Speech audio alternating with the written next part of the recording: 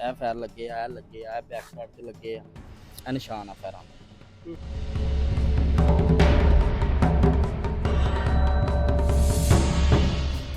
ਮੇਰੇ ਚਾਚੇ ਕੋਲੋਂ ਭੱਤਾ ਮੰਗਿਆ ਤੇ 10 ਲੱਖ ਰੁਪਏ ਉਹਨਾਂ ਨੇ ਭੱਤਾ ਮੰਗਿਆ, ਉਹਦਾ ਲੈਟਰ ਵੀ ਮੇਰੇ ਕੋਲ ਮੌਜੂਦ ਆ। ਲੈਟਰ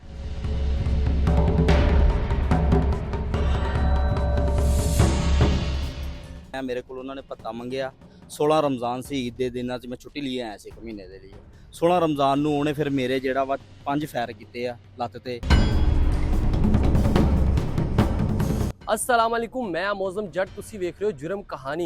अज दी जुर्म कहानी दे विच बत्ता ना देण दी वजह तो फायर मारन तो बाद ਉਹ ਬੰਦਾ ਸਾਡੇ ਨਾਲ ਮੌਜੂਦ ਹੈ ਜਿਹਨੂੰ ਫਾਇਰਿੰਗ ਵੱਜੀ ਸੀਗੀ। ਇਹਦੀ ਅਸਲ ਕਹਾਣੀ ਕੀ ਹੈ, ਇਹਨਾਂ ਨਾਲ ਗੱਲਬਾਤ ਕਰਦੇ ਹਾਂ ਕਿ ਕਿੰਨੇ ਤੁਹਾਡੇ ਕੋਲ ਪਤਾ ਮੰਗਿਆ ਸੀ, ਕਿੰਨਾ ਪਤਾ ਮੰਗਿਆ ਸੀ ਔਰ ਉਸ ਤੋਂ ਬਾਅਦ ਕਿਸ ਤਰ੍ਹਾਂ ਤੁਹਾਡੇ ਉੱਤੇ ਫਾਇਰਿੰਗ ਹੋਈ। ਸਾਰੀ ਇਹਦੀ ਅਸਲ ਕੀ ਕਹਾਣੀ ਹੈ, ਵੀ ਕਿੱਥੋਂ ਸ਼ੁਰੂ ਹੋਈ ਸੀ?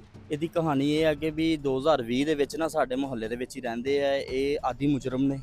ਇਹਨਾਂ ਦਾ ਕਾਰੋਬਾਰ ਹੀ ਇਹ ਆ, ਟੇਬਲ ਤੇ ਲਿਜਾ ਕੇ ਪਿਸਟਲ ਰੱਖਦੇ ਆ ਤੇ ਕਹਿੰਦੇ ਆ ਵੀ ਇੰਨੇ ਪੈਸੇ ਦੇ ਦਿਓ। ਜਿਹੜੇ ਤੇ ਕੋਈ ਨਾ ਮਾਸੂਮ ਬੰਦੇ ਨੇ ਉਹ ਦੇ ਦਿੰਦੇ ਨੇ ਪੈਸੇ। 2020 ਚ ਇਹਨਾਂ ਨੇ ਮੇਰੇ ਚਾਚੇ ਕੋਲੋਂ ਭੱਤਾ ਮੰਗਿਆ ਤੇ 10 ਲੱਖ ਰੁਪਏ ਉਹਨਾਂ ਨੇ ਭੱਤਾ ਮੰਗਿਆ, ਉਹਦਾ ਲੈਟਰ ਵੀ ਮੇਰੇ ਕੋਲ ਮੌਜੂਦ ਆ।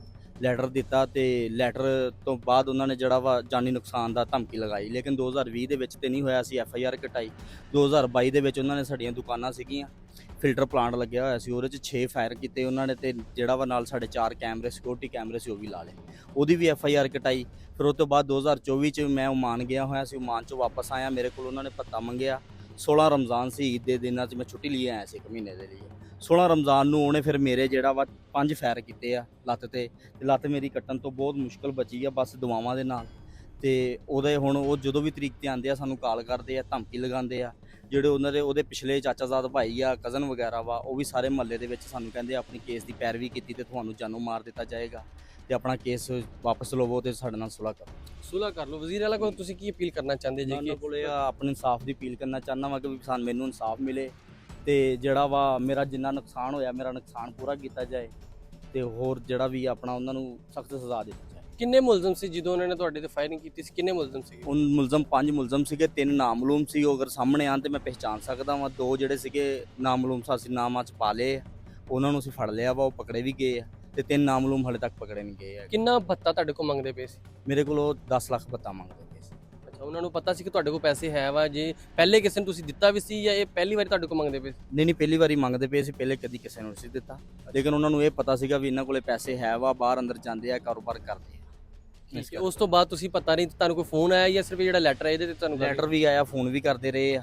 ਅਸੀਂ ਪੁਲਿਸ ਨਾਲ ਕਾਰਵਾਈ ਕਰਨ ਦੀ ਕੋਸ਼ਿਸ਼ ਵੀ ਕੀਤੀ ਆ, ਲੇਕਿਨ ਉਦੋਂ ਇੰਨੀ ਸੁਣਵਾਈ ਨਹੀਂ ਹੋਈ। ਜਦੋਂ ਫਾਇਰ ਵੱਜ ਗਿਆ ਫਿਰ ਸਾਡੀ FIR ਕੱਟੀ ਗਈ। ਅੱਛਾ, ਕਿਦੋਂ ਤੁਹਾਡੇ ਫਾਇਰ, ਤੁਸੀਂ ਘਰ ਸੀ ਜਾਂ ਕਿੱਥੇ ਸੀ ਜਦੋਂ ਤੁਹਾਡੀ ਫਾਇਰਿੰਗ ਹੋਈ? ਮੈਂ ਤਰਾਵੀਆਂ ਪੜ੍ਹ ਕੇ ਨਮਾਜ਼ ਪੜ੍ਹ ਕੇ ਆ ਰਿਹਾ ਸੀ, ਚੌਂਕ ਦੇ ਵਿੱਚ ਹੀ ਉਹ ਖੜਾ ਸੀਗਾ ਤੇ ਉਹਨੇ ਬਸ ਉੱਥੇ ਪਤਾ ਨਾ ਦੇਣ ਦੀ ਵਜ੍ਹਾ ਤੋਂ ਲਲਕਾਰਾ ਮਾਰ ਕੇ ਤੇ ਮੇਰੇ ਫਾਇਰ ਮਾਰ ਦਿੱਤੇ। ਅੱਛਾ, ਫਾਇਰ ਮਾਰ ਦਿੱਤੇ। ਉਹ ਇਕੱਲੇ ਸੀ ਜਾਂ ਉਹਦੇ ਨਾਲ ਉਹ ਕਿੰਨੇ ਬੰਦੇ ਸੀ ਟੋਟਲ? 5 ਬੰਦੇ ਸੀਗੇ ਟੋਟਲ।